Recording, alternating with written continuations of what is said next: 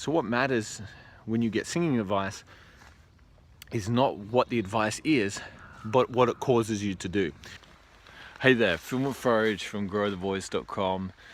Today's video is about some of the best singing advice I've ever received and some of the worst singing advice I've ever received. So my journey was a struggle journey. I took lessons from many teachers, I read many books, I did CD programs, I went on forums, I went on YouTube videos, I scoured the earth for the answers to my vocal struggles. And you know, I had very little range, I was practically tone deaf, and yeah, so what I will say is that most of the advice that I've received over the years was never bad advice, but I will say that it failed to help me because it was advice that I didn't understand how to implement, and it was advice that came at the wrong time. Okay, so some of the advice that I received were things like, you know, open up the throat, you know, support, breathe into the belly, let the voice go and relax, you know. And this advice isn't bad advice, but it was very generic in that I was never specifically shown how to do these things properly in a way that would actually help my voice become stronger and more free, you know. So if somebody told me to lift up the soft palate, I just didn't know how to do it, right? And if somebody told me to open the throat, I just didn't know how to do it. And the answer back was always, oh, well, just do these exercises. And that's fine, but the exercises never actually helped me achieve the result. So what I found over the years of having to teach many singers and also having to self-teach myself is that it's not really about the advice you receive, it's about what you do with the advice and how you interpret the advice. So, for example, if somebody says, you know, you've got to relax your voice more, I would just go to falsetto, you know. So I'll be straining and I'll go, okay, just let it go, just chill it out, just chill out your voice, relax a little bit more. I didn't know how to do that other than flipping the falsetto, okay? And probably some of the worst advice I received was being told that if I just kept singing in that falsetto sound, it would somehow miraculously become full voice over the years. It doesn't happen, okay? The only way to develop a connected full voice is to train in a connected full voice. Even if it's light, as long as it's connected, that's what matters. So the advice of it will grow later, that only works if you're in a connected tone to begin with. But if you're disconnected in a falsetto, it doesn't work. The other poor advice I would say was that being told that a non-breathy falsetto is head voice, and if I just do a non-breathy falsetto, then that will grow into full voice. It doesn't happen. Whether, you know, if you're in falsetto, you're in falsetto, whether that's ha or ah, they're both falsetto, okay? One's clearer and stronger, one's breathy. But you know, I've covered this before, so if you want to know more about how bridging from chest voice to head voice works and how it doesn't work, check out the video up here. If somebody says, oh, you know, you've got to support, you've got to open your throat, you've got to bridge chest voice to head voice, you know, you've got to get your larynx to tilt, you've got to thin out the voice and go higher. What matters more than being told that information is what happens when you try to execute that. So you get told that, you know, okay, open your throat, and you're like, all right, you try to do it and you fail, okay? Now what happens next is the crucial thing.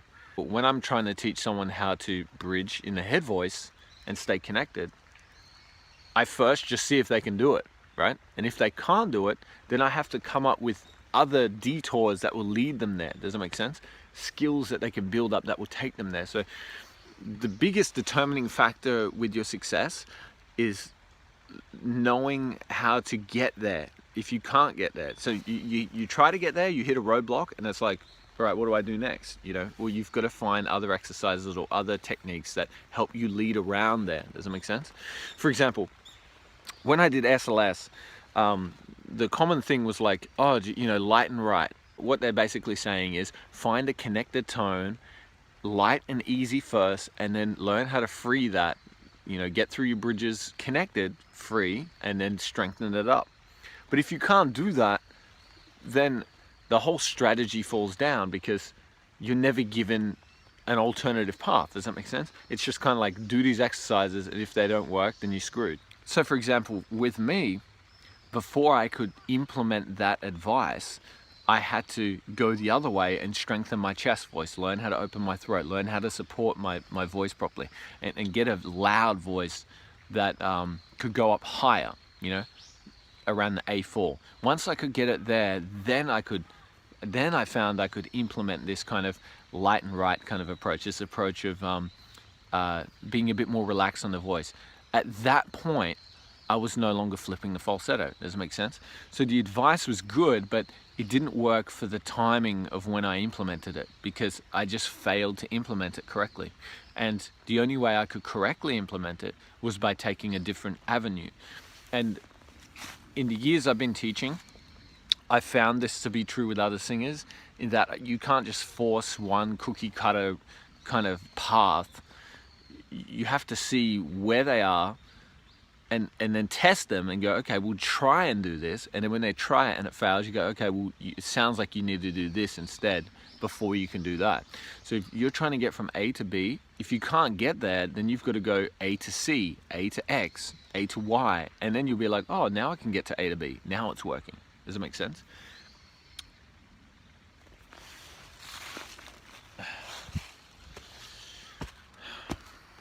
So some of the best advice that I received over the years was crying into the sound, holding the breath, you know. And this is another example of, you know, people will be like, oh, well, you never want to hold your breath when you sing, because you're just going to sound like you're squeezing, right? And that's true.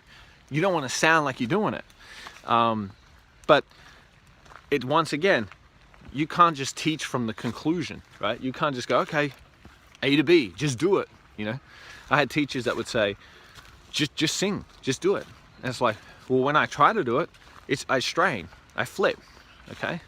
So just being told to do it doesn't grant you the ability to do it, you know what I'm saying?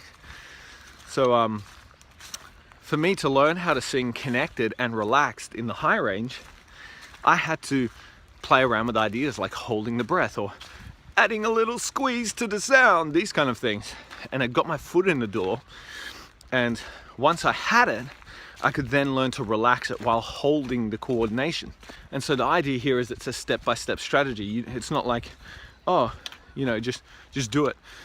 And that mindset comes from singers and singing teachers that forgot where they came from or never had to build it up. You know, I've talked with talented singers before who were just born with a great voice, and because they never had to build it, their advice sucks. You know, their advice is like, oh, just sing from the heart, just feel it and sing it, and it's there, you know, just let it out. But they don't realize if you don't have the technical coordination to do that, you're just going to strain and sound bad, right? And then their advice is just, oh, just do it again, you know, just keep doing it. It's like, no, don't keep doing it. Find a way to make it work on the level you're on, you know. So you've got to take things step by step. And some people have a more complex journey than others. Some people I can just say, just do it, and then they do it. Other people I say, just do it, and they strain. So it's so the journey is different for everybody. Like some people I'll say, like for some people I say, you got to pull chest more. Now that doesn't mean just yell up and strain in your chest voice. It means just stay connected to your chest voice longer. But most teachers would immediately jump on it and go, no, don't pull chest. But they don't know what I mean by that. Does that make sense? So it doesn't matter what you say. What matters is what you mean. So if a student comes to me and says, you know, my teacher told me to, you know, put it in a mask. They're like, what do you think about that? What are your thoughts on that? I was like, well, it depends. Just show me what that means to you. Show me what happens when you try to put it in a mask. So when somebody says, oh, what do you think about this? What do you think about that? My answer is, well, show me what you think this means. Show me it. Show me what you do. When you think about this, show me what happens. And then from there I go, okay, so he thinks it means this because that's what he's doing. Does that make sense? So what matters when you get singing advice is not what the advice is, but what it causes you to do. And so the singing advice that I got over the years was great advice theoretically, but it was like they were just telling me things and never making sure that I was actually doing it. Does that make sense? It's like, oh, support, and I didn't support, and then they'd never say anything because they didn't have the ear to tell if I was supporting or not. So what matters is having a teacher that has the ear to hear whether you're making sound correctly or not, whether you're making sound in a way that's going to free your voice, or whether you're just repeating the same mistakes and they're just yelling things at you. Oh, support, you know, go up the scale, blah, blah, blah, relax, you know. So those are the things that matter. Anyway, I gotta run. I hope you enjoyed this video out in the forest instead of my tiny little studio, and I'll see you next time. Take care.